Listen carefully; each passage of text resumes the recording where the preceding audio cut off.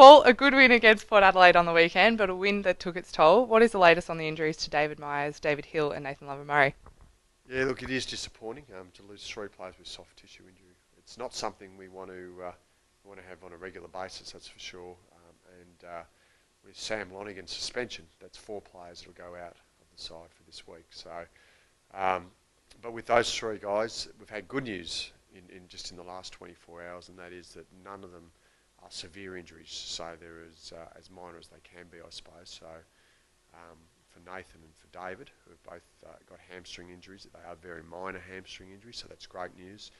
And for David Hill, it's soleus muscle, so it's your outside calf muscle, and that's only a very minor one as well. So I suppose the good news is they're all very minor injuries, but at the same time, we don't like having those sort of injuries. And Jason Winderlich underwent scans last week that unfortunately revealed some disappointing news with a hamstring injury.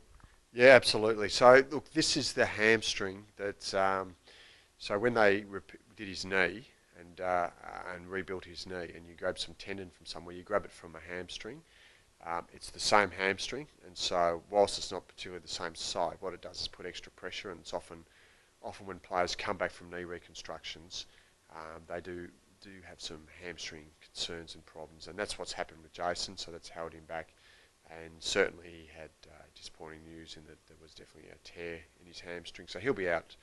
You know, we're not sure quite yet how long that'll be, but he's out for a few weeks. And it's disappointing news for him, but he'll get straight back onto it. And I'm sure we'll have a good player on our hands in the second half of the year. The club has taken a conservative approach with Elliot Kavanagh and his leg soreness. Now, how's he tracking? Look, Elliot's got a little bit of soreness, and if it had been an older, more mature player, you might even play them. But we know Elliot's history with soft tissue injury. We're not prepared to take any risks, and this is very much a development year for Elliot. So we're just going very slowly with him and cautiously just to make sure we get him right. And what is the latest update on Michael Ross and Alex Brown, and how are they tracking with their recovery programs? Yeah, Alex has, we know, had a severe hamstring injury, so he's still a few weeks away from returning, but he's progressing well. And Michael Ross with his ankle is also progressing well. He's still probably a couple of weeks away. And just as a generic update, how are Brent Prismal, Scott Gumbleton and Trav Collier tracking with their recoveries as well? Yeah, well, Trav's not too far away. He's going really well with his thumb.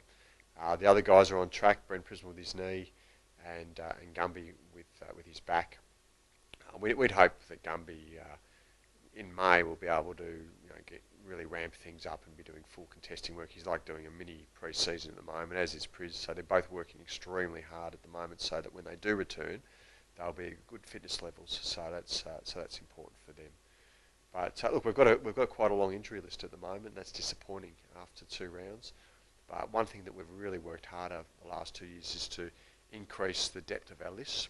And the good news is, apart from the fact that Hocking and Hooker should return from injury, is that we had players like Bell Chambers, Davey, Reamers, Dyson, all win our best few players for Bendigo on the weekend. So, hopefully we've got to the stage where our depth can cover the injuries when they do occur. And obviously an important game this weekend against the Gold Coast Suns at Metricon Stadium and Fletcher's 350th. Yeah, isn't it a wonderful story? Dustin Fletcher, 350 games. We're really excited for him. And we go up to Metricon. It's the first time we've played at this stadium. So we've got a player who's played the second highest amount of games for our club, playing at a brand new stadium against a team in their second year. So it's quite amazing playing against a number of players that weren't born when he played his first game. So it is quite remarkable. It's a wonderful story. It will be a game that we're looking forward to. It's one we've got to make sure we're really on the ball and we play with hardness and toughness and really play the way we want to play for the rest of the year. Thanks, Paul. Thanks for joining Bomber TV. Thanks, Al.